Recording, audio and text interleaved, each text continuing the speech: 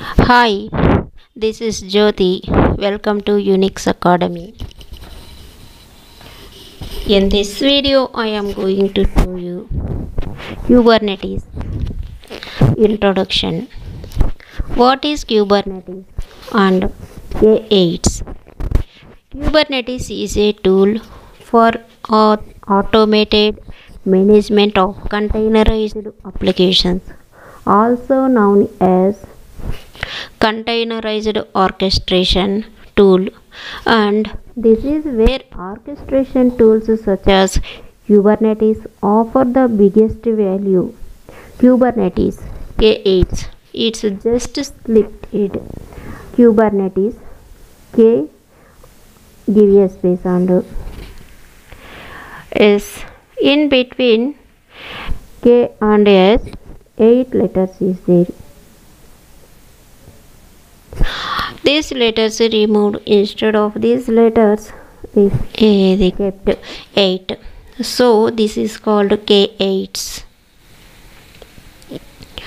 Kubernetes documentation is available in https kubernetes.io website.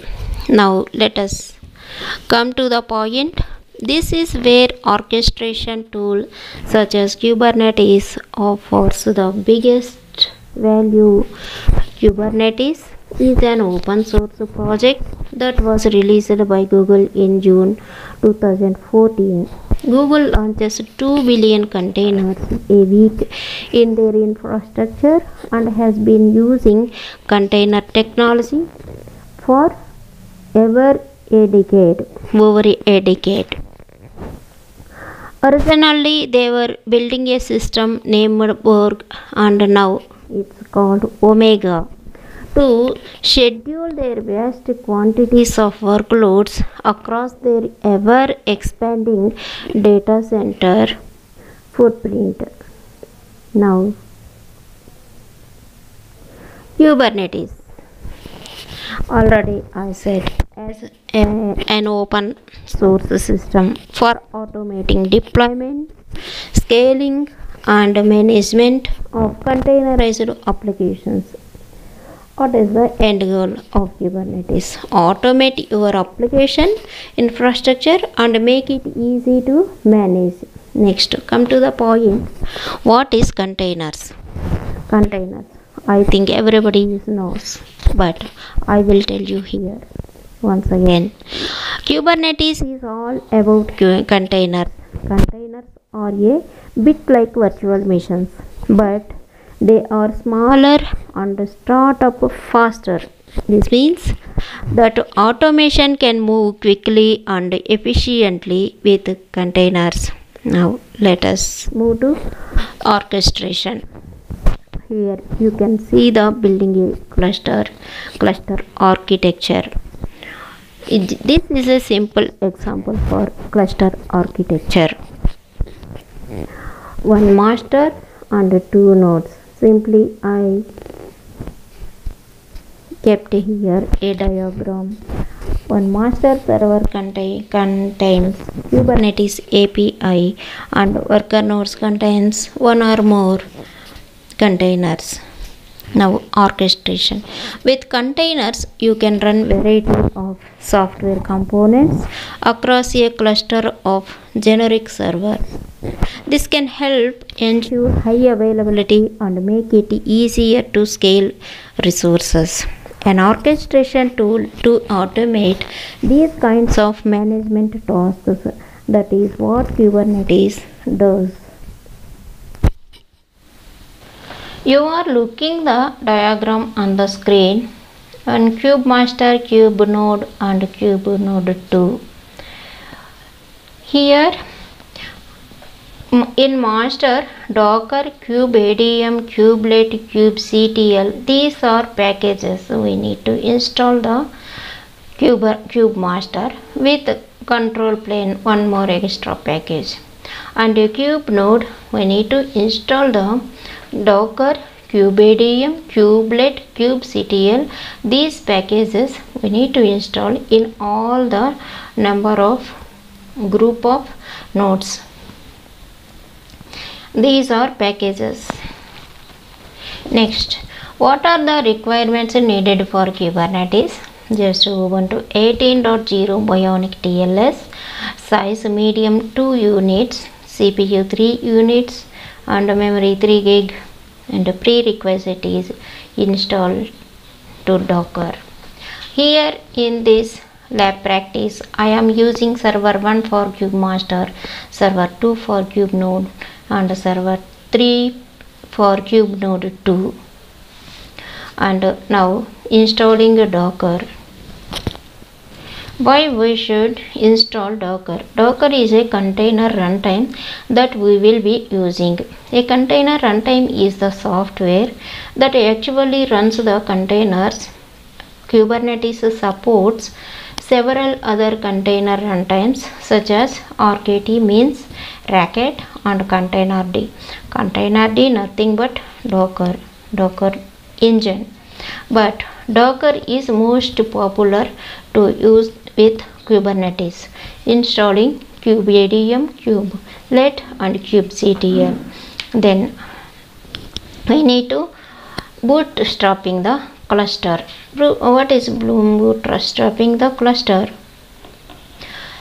It is nothing but initialize the cluster on the KubeMaster server. Then we need to configure network in the installation part. Kubernetes supports a variety of networking solutions to provide networking between containers. We will be using one called here funnel, and other number of is there, waves is there, and but funnel is good for Kubernetes. Now come to the point, basic Kubernetes concepts.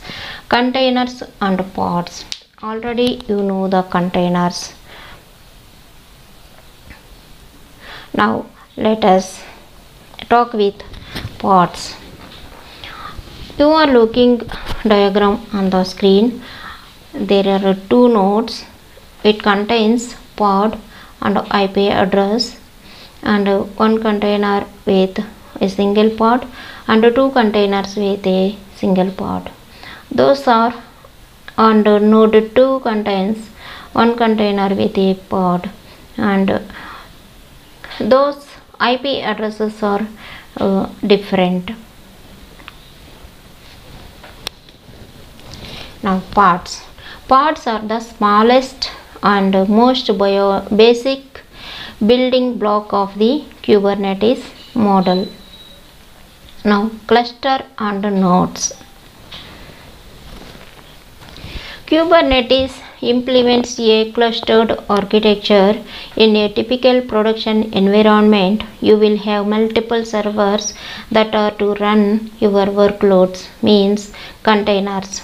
These servers which actually run the containers are called nodes or minions. In Kubernetes, worker nodes is called also minions. Here you are looking on the screen the diagram. Controller is there. It contains two components, Kubernetes API and other control components, and worker node contains only pods. Then come to the point. Next point is networking in Kubernetes. When using Kubernetes, it is important to understand how Kubernetes implements networking between pods and services in the cluster. The Kubernetes networking model involves creating a virtual network across the whole cluster. Let us move on to the Kubernetes architecture and components. Kubernetes includes multiple components that work together to provide the functionality of a Kubernetes cluster. The control plane components manage and control the cluster. Those components are etcd, Kube API server, Kube control manager, and Kube scheduler. In addition to the control plane, each node also has kubelet and kubeproxy. With kubeadm, many if these components are run as pods with the cluster itself. Next one, Kubernetes deployments. What is deployments? Deployments are a great way to automate the management of your pods. A deployment allows you to specify a desired state for a set of pods. For example, scaling, rolling updates, self-healing. Second one is in the Kubernetes deployments, Kubernetes services. Services another important component of deploying apps with Kubernetes.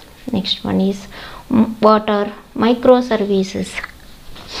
Microservices are small independent services that work together to form a whole application. Next, come to the point. What are the advantages of microservices? Scalability, cleaner code, reliability, variety of tools. These advantages is providing the microservices. That is about this video. Please subscribe my channel for further videos and further notifications and upcoming updates. And if you have any comments, put a comment section. If you have any doubts, give a comment, and if you like it this video, give a like. Thank you.